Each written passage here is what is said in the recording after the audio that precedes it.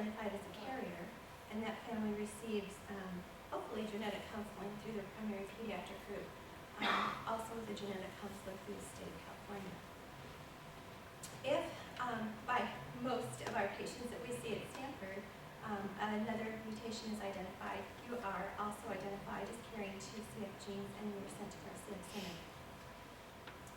We have a very unique program in such that many other states in the United States do not do this process.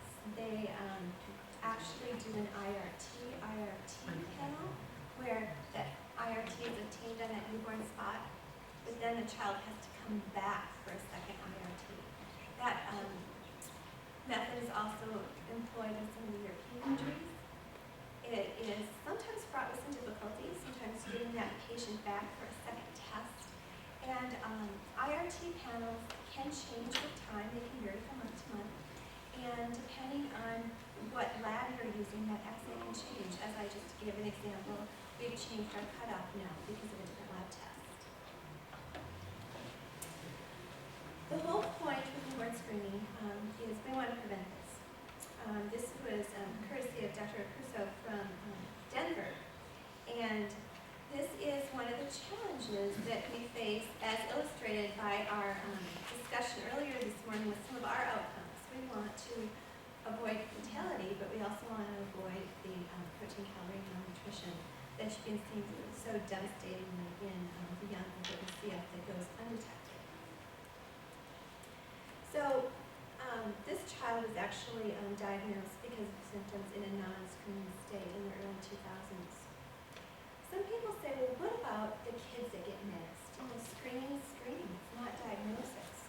So I wanted to share with you some of the results from our program in the state of California and just ideas of what's gotten missed. So we have had 25 cases in the state of California that's gotten missed with our program. And 14 of those patients were because their IRT value was below the 62, so they were missed right off the bat. I will tell you by experience and also by what we have in the database with the state is most of those children do get picked up pretty readily because they're usually quite unsymptomatic. 8 were missed because their IRT was elevated, but they didn't find anything on the first pass with the 40 mutation panel. That's often seen where you have it, that will be seen when you have a child with 2 rare mutations that would not be part of that first initial 40. And then the third, we had 3 that were not picked up because that second mutation was not identified in the sequencing. And we actually had one of those patients at Stanford, and it was very easy to see, and it had to do with something called a gross deletion or duplication in the sequencing of the DNA, and sometimes the testing will miss that as it's reading through the alphabet. I'd like to share with you a project that we've been working on at Stanford with looking at one of the research projects that is sponsored by the CFF, and it's looking at sweat testing in our children with CF diagnosed through the newborn screening program. It's a multi-center study, and we have some other CF centers in California that are working with us. The ones that have the asterisk, they have IRB approval but haven't enrolled anybody yet. We have an advisory board. These individuals are considered expert in sweat testing as well as newborn screening, and Jeff Wine here at Stanford has been a great help to us, and also looking at providing some other ideas just beyond the sweat test and what we can do with the infants as they get a bit older. We know that sweat testing has been the standard diagnostic step in most CF newborn screening programs to confirm diagnosis. We have this very unique approach with DNA analysis. So infants that come to our CF center already have 2 mutations or variants referred. So really how important is that sweat test to get? Because we already know there are 2 CF mutations. What we don't know is how disease-causing are they. Right now, how the program is set up, not part of our research, but part of the CF newborn screening is that all the infants are followed through the state of California's database.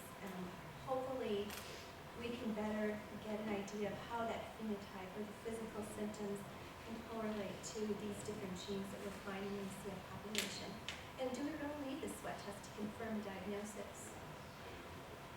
The aim of our study was to look at the feasibility of applying a uniform infant preparation protocol for sweat testing that includes salt supplementation and a fluid intake. So every time a patient comes to clinic, we're always asking about feeding, how frequently, how many bottles, how many times a day. At that very first visit, not only us, but all of the CF centers in the state of California, based on the CF newborn screening guidelines, should be advising families to supplement their children with 1/8 teaspoon of salt per day. The second aim, the genotypic determinants of sweat chloride concentration, and if it changes over time. Also, we've been looking at the effect of fluid and electrolyte balance on sweat chloride results. The primary outcome measures were sweat chloride concentration diagnosis. And we hypothesized under baseline conditions and created a preparation protocol. Sweat chloride will discriminate between the varying levels of CFTR dysfunction. The criteria for those that we've approached or enrolled about the study were needed to be identified through the numerous screening program. Could be a preemie, so could be greater than 36 weeks of age. We want the first sweat test to be at least greater than the age of 2 weeks and under 16 weeks of age, and need to be at least 2 kilos. For the children that had NIC hospitalizations, we will consider them as sort of dependent upon why they were there. We didn't want to include any infants that were on IV fluids or IV nutrition at the time of test. And we did not want to include any infants that had any other endocrine abnormalities or any other active medical conditions that could interfere with their sweat testing. The protocol was designed to follow these infants over 2 years, and they're evaluated 5 times over that 2-year period that actually coincides with the clinic visit, and at that time they're getting an additional sweat test. Some families, if they didn't have access to salt, we would give them salt so they could supplement the diet. As of right now, we've enrolled 26 subjects, 13 females, 13 males. 18 have completed the 2-year follow-up. Oakland's been pretty active. They have 7 subjects. Central Valley has 2. Children's LA, they just enrolled their 2nd one. And Kaiser and Loma Linda are also working. They have the IRB approval, but they haven't enrolled yet. Some of the obstacles we have found with this study and working with the other sites is the logistics at each site's different than ours. For example, in the LA area, some CF centers, they have to go to another place to get their sweat tested, a whole different institution. And as some of you know, we're talking to you at a time of a new diagnosis. It's a very stressful time, and life happens. You don't always come in with your next visit at the time of your due date. I've had a couple families where now they're expecting their 2nd child, and their 1st child is due for their annual visit, and they are supposed to have a sweat test, and they missed it. We've had some subjects move. California's a busy place, people move, and just specimen storage and shipment for some of our places that are in Southern California. So for our study methods, we've identified subjects through the newborn screening program. Our guidelines were in place for the preparation with salt supplement, and that was part of standard of care. What we did for this study is we classified the different gene mutations of our patients according to their functional class. You saw a little bit of this morning. This is more simplified form, but for purposes of this talk, the more severe mutations 1, 2, and 3 are grouped in group A. Groups 4 and 5 are group B, and any mutations that were identified through the program that weren't classified or well described in patient population or the literature were in group C. The sweat chloride was done at enrollment 1 month later, or 4 to 6 weeks, at 6 months, 12 months, and 24 months. For a total of 5 visits, we're talking about maybe doing another test at 3 years or 4 years.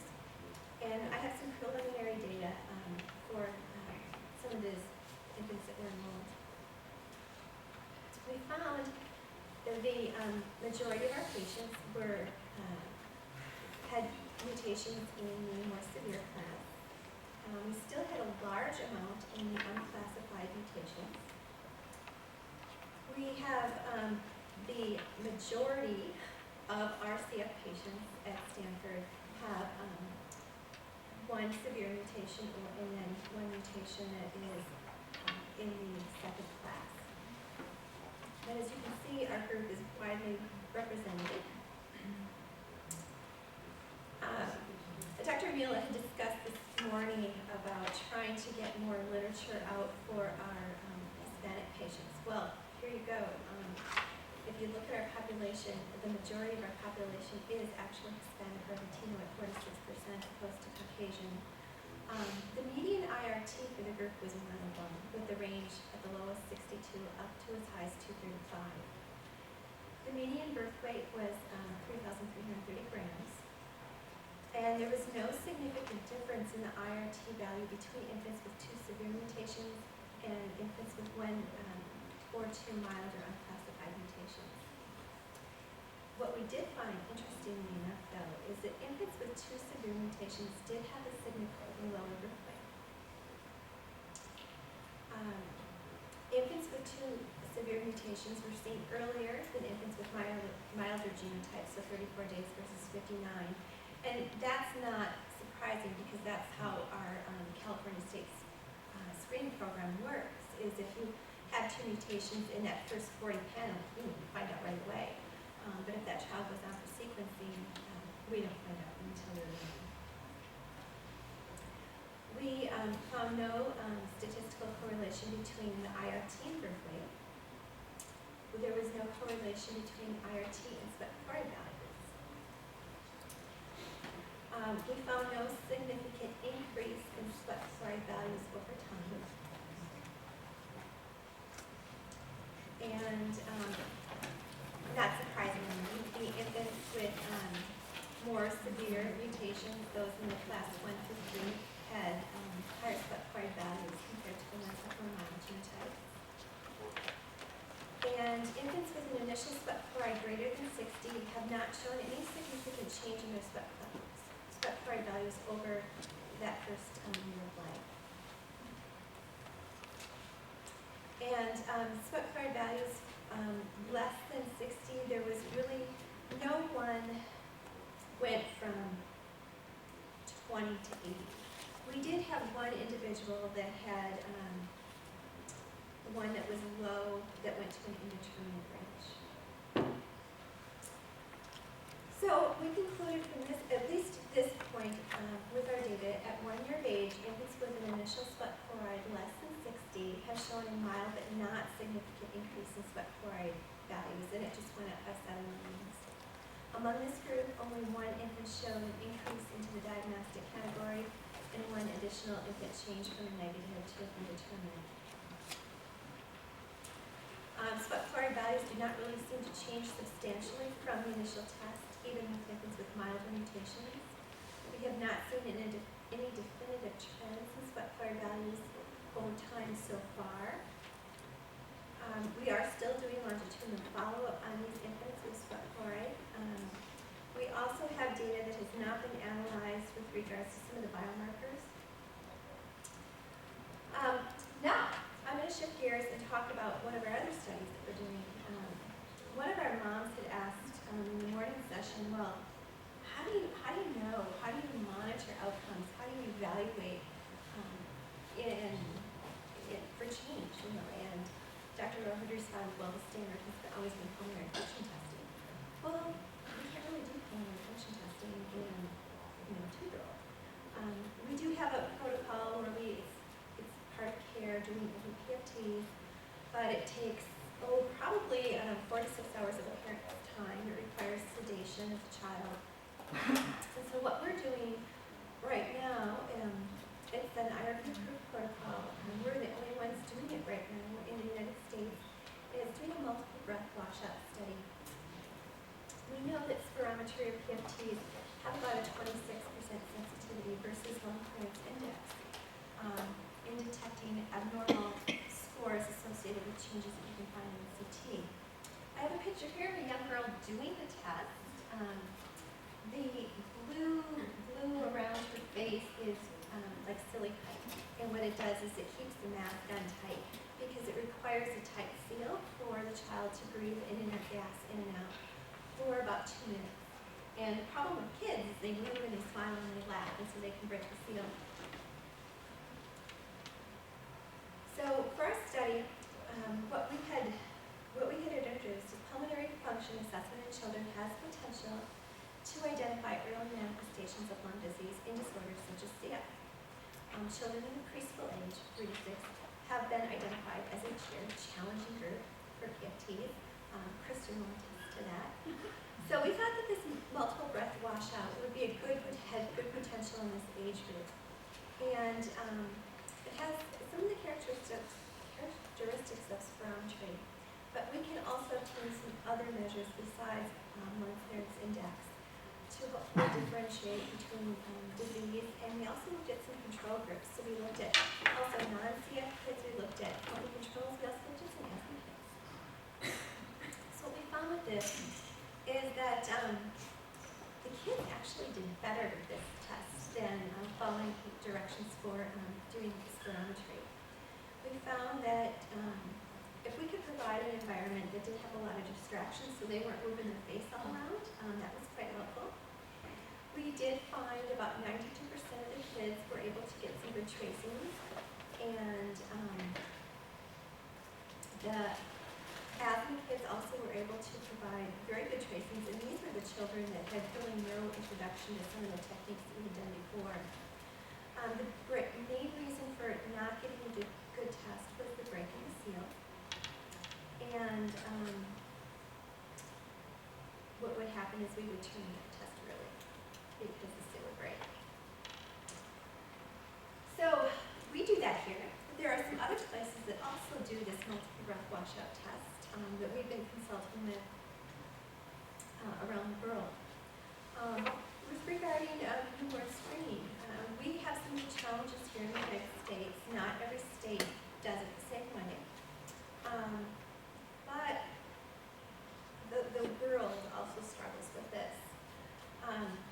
We talked about our process here in California.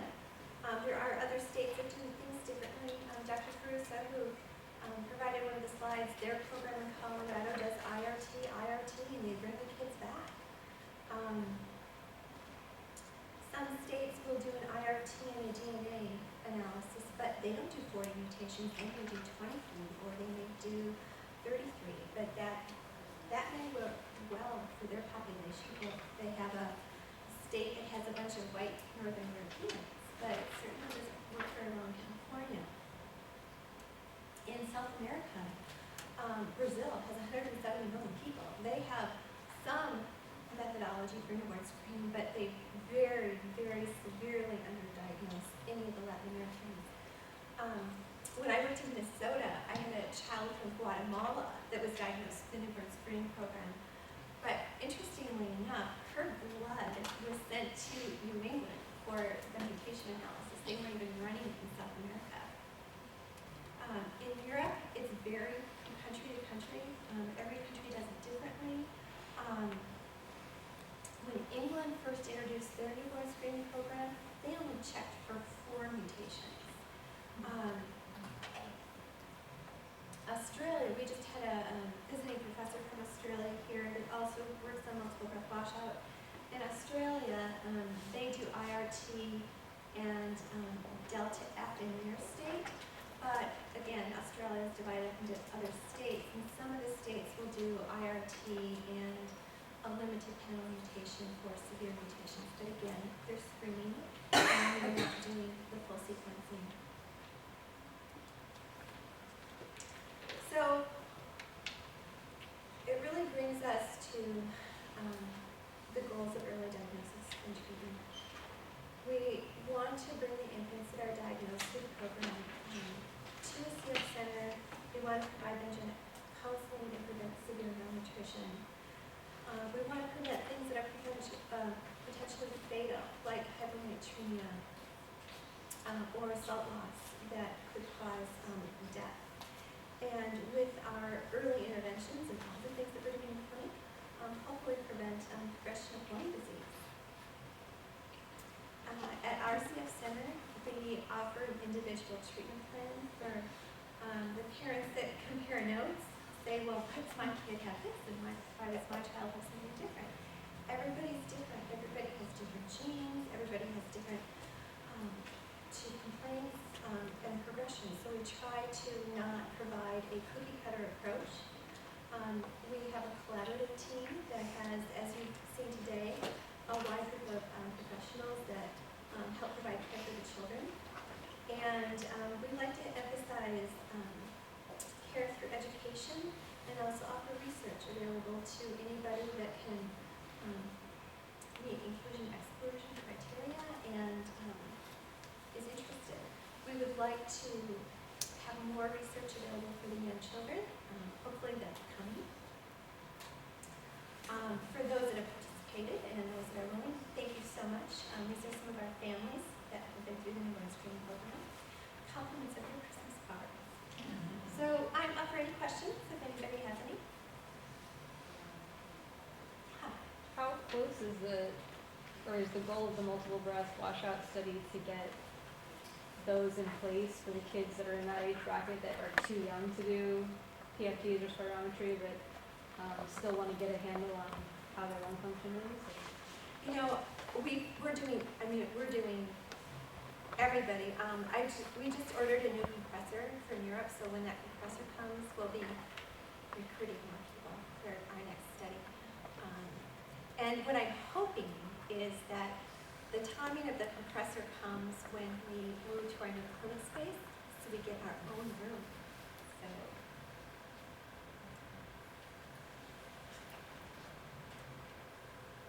You mentioned something, I think that a little lost with the sweat chloride and the statistics there. Mm-hmm. And you say something that if somebody has two different genes, they're less severe to get that right, or? For the ones that have genes that are of the more mild class, so the class 4 or 5, or the unclassified, their sweat chloride values tend to be lower than the ones that are the class 3, 1 through 3, or like that, is what we're finding. There's some other elements that we have looked at in this sweat study, in blood collection as well as urine collection. That data has not been analyzed yet and put into this mix, so I'm not sure we have information. And I wonder, is it like an exact correlation of how high the sweat test is with the condition of the person? Or? Well, as a rule, you say that we've typically always said that individuals with more mild mutations tend to have lower sweat chloride values. Mm-hmm. However, there are certain gene mutations that specifically are known not to give a high sweat chloride level, but are associated with pretty significant disease. Mm-hmm. So there's that piece. And there is also individuals with mutations that maybe are one mild, one classified as more severe, have that indeterminate that really have frank disease. So there's no absolute rule. Mm-hmm. Also, another thing that confuses me is a lot of people have more gut problems and not so many lungs, and vice versa. Is that an indication of one being milder than the other one, or? Well, that question was asked this morning of Dr. Rose. So typically, the insufficient, the ones that have more gut problems, tend to have higher sweat chloride values and tend to have more evidence of lung disease, but it's not always the case. What we're finding also in some of our CF newborns is a really big struggle with the kids that are pancreatic sufficient. So the pancreatic sufficient kids that typically don't need enzymes still can sometimes really battle nutritional issues and failure to thrive. And you know why? There's some hypothesis that those children still have an increased metabolic rate even though they're not insufficient. So to answer your question, there's no absolutes. There generalizations to different groups, but there's always something that breaks that rule.